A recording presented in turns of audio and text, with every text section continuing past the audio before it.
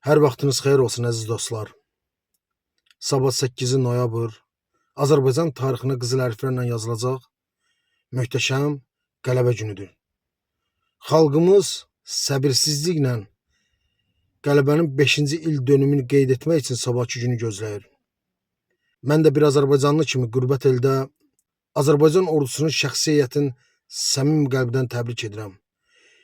Şəhidlərimizə Allahdan rəhmət, qazilarımıza can sağlığı arzu edirəm. Əzizlərim, qələbə sevinç gətirdiyi kimi qəlbimizə qəm, kədər, qüssə də gətirdi. Çoxlu igid, cəsur oğlanlar itirdik.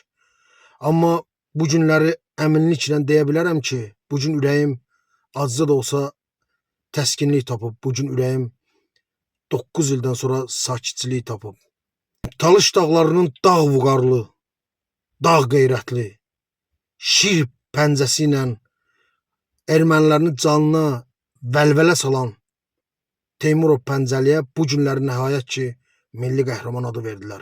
Əzizlərim, müəyyən səbəblərə görə qəhrəman adı gecikmişdi. Zaten Pəncəli öz qanı ilə, öz canı ilə öz adını almışdı.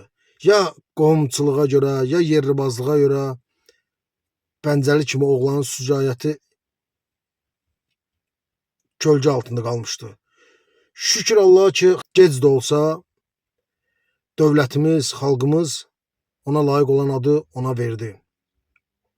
Və bu da bizi sevindirir, bizi ruhlandırır. Dünyada yeganə bir xalqıq ki, bizə ancaq qələbə yaraşır. Ancaq qələbə, ancaq zəfər.